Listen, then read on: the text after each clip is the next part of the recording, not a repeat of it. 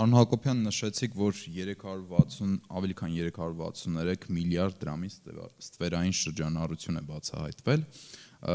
Սա հիմնականում որ ոլորտներն է ընդգրկում եւ այլ ինչ նոր գործիքներով եք աշխատելու։ Նշեցիք, որ նվազել է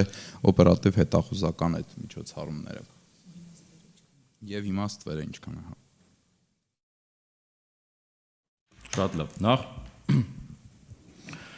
ստվերի գնահատական միանշանակ եւ ուղիղ տալը այդքան մասնագիտորեն ճիշտ չի լինի, բայց կան տարբեր գնահատումներ։ Ես մեր տեսանկյունից կասեմ եւ նաեւ վիճակագրության մեջ ինչ է օգտագործվում։ Վիճակագրական կոմիտեն օրինակ, երբ որ համախառն ներքին արդյունքը հաշվարկում է, ունի չդիտարկվող տնտեսություն հասկացություն ասվածը, որը 20%-ից մի փոքր ավել մակարդակում է, այսինքն վիճակագրական մեթոդներով գնահատված տվերը մոտավորապես այդքան է։ Մենք ավելի շատ կենտրոնանում ենք հարկային ճեղք ասացի վրա։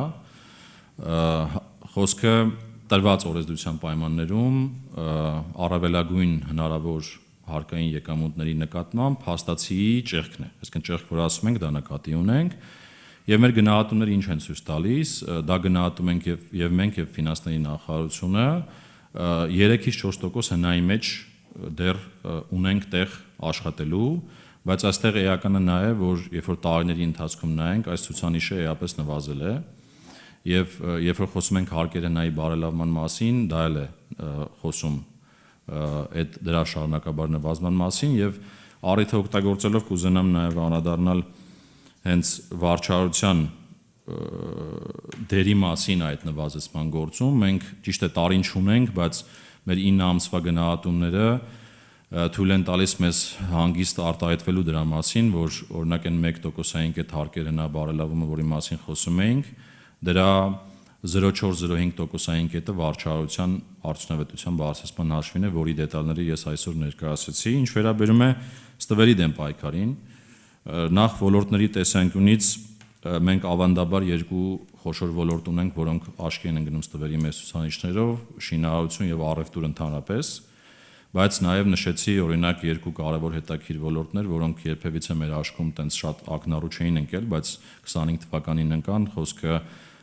օրինակ սպորտային ակումբների մասին էր, դեղատների մասին էր, դրանք ոնց որ կարելի ասել ավելացան նաեւ մեր ցանկում։ Իսկ ինչպես ենք պայքարում ստվերի դեմ, ես նշեցի շատ կարևոր ցուցանիշի մասին եւս մեկ անգամ կրկնեմ, որպեսզի բոլորիդ մոտ ֆիքսվի դա։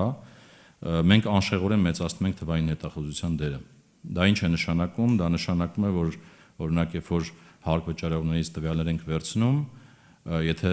նախկինում ավելի շատ էինք իրենց անհանգստացնում իրենց գործունեությունը միջամտելով, հիմա պարզապես այդ գործիքների միջոցով մենք իրենց կամ այցերի կամ հեռավար տարբերակով կարողանում ենք այդ ստվերային տվյալները ստանալ եւ սերվերները բացահայտել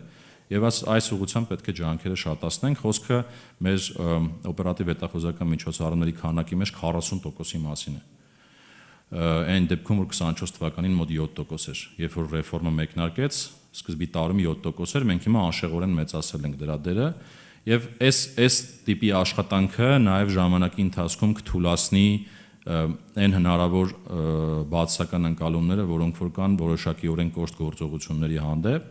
բայց այդ կոշտ գործողություններն էլ իհարկե զուգահեռ պետք է շարունակեն, որովհետեւ իրականության մեջ կան հանցագործության տեսակներ, որոնք ակնկալում են մեր կողմից եւ կարծեմ մեր հասարակությունն էլ է ակնկալում մեր կողմից նմանատիպ կտրուկ գործողություններ։ Երևի բաց չթողեցի որևէ այլ հարց։